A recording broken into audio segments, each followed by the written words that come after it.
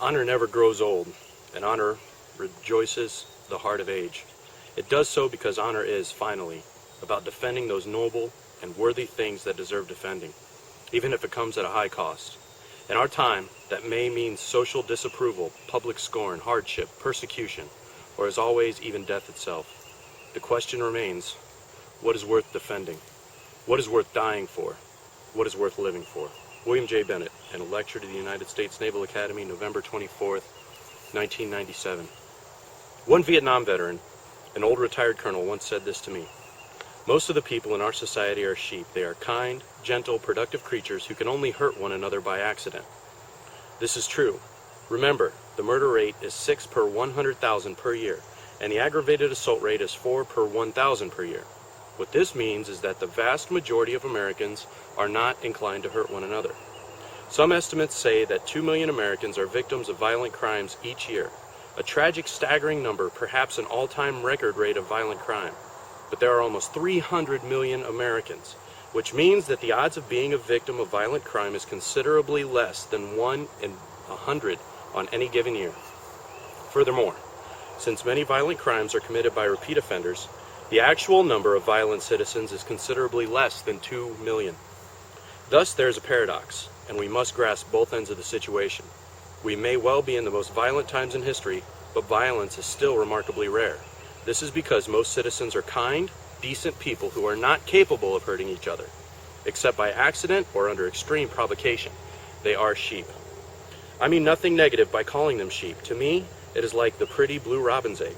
Inside is a soft gooey, but someday it will grow into something wonderful. But the egg cannot survive without its hard blue shell. Police officers, soldiers, and other warriors are like that shell.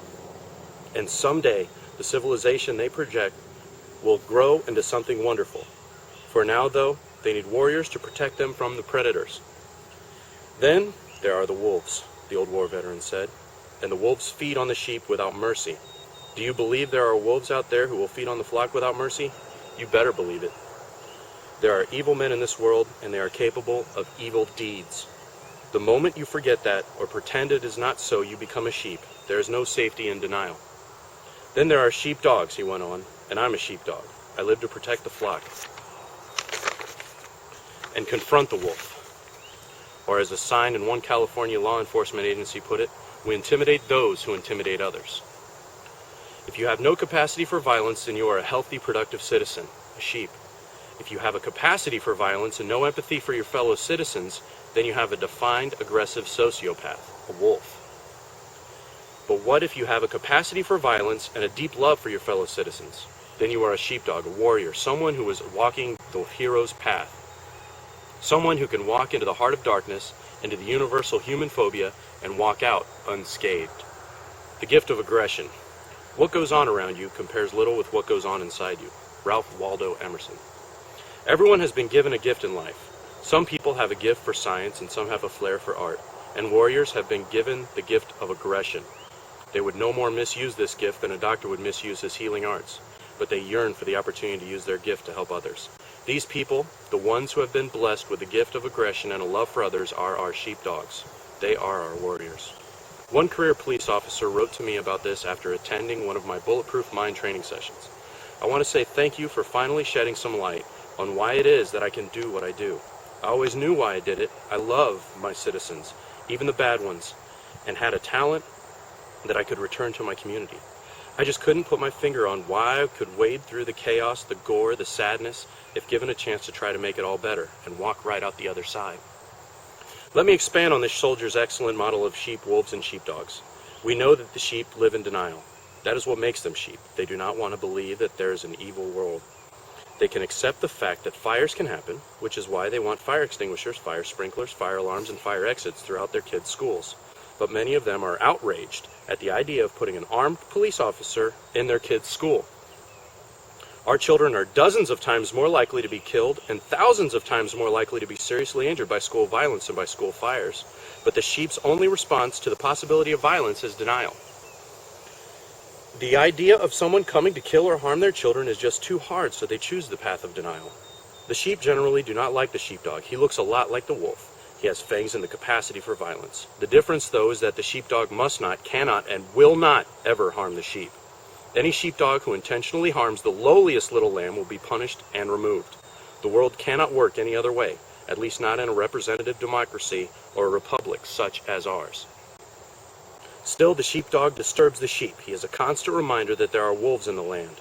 They would prefer that he didn't tell them where to go or give them traffic tickets or stand at the ready in our airports in camouflage fatigues holding an M16.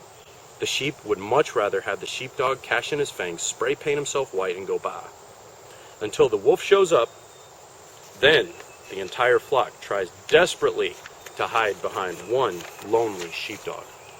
As Kipling said in his poem about Tommy, the British soldier, while it's Tommy this and Tommy that and Tommy fall behind, but it's pleased to walk in front, sir, then there's trouble in the wind. There's trouble in the wind, my boys, there's trouble in the wind. Oh, it's pleased to walk in front, sir, when there's trouble in the wind. The students, the victims at Columbine High School, were big, tough high school students, and under normal circumstances, they would not have had the time of day for a police officer. They were not bad kids, they just had nothing to say to a cop.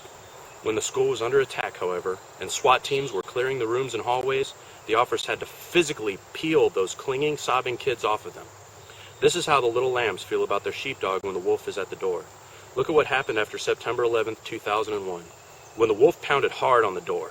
Remember how America, more than ever, felt differently about their law enforcement officers and military personnel? Remember how many times you heard the word hero? Understand that there is nothing morally superior about being a sheepdog. I'm going to repeat that. Understand that there is nothing morally superior about being a sheepdog. It is just what you choose to be. Also understand that a sheepdog is a funny critter. He is always sniffing around out on the perimeter, checking the breeze, barking at things that go bump in the night, and yearning for a righteous battle. That is, the young sheepdogs yearn for a righteous battle. The old sheepdogs are a little older and wiser, but they move to the sound of the guns when needed right along with the young ones. Here's how the sheep and the sheepdog think differently. The sheep pretend the wolf will never come, but the sheepdog lives for that day. After the attacks on September 11th, 2001, most of the sheep, that is, most citizens in America said, "Thank God I wasn't on one of those planes." The sheepdogs, the warriors, said, "Dear God, I wish I had been on one of those planes. Maybe I could have made a difference."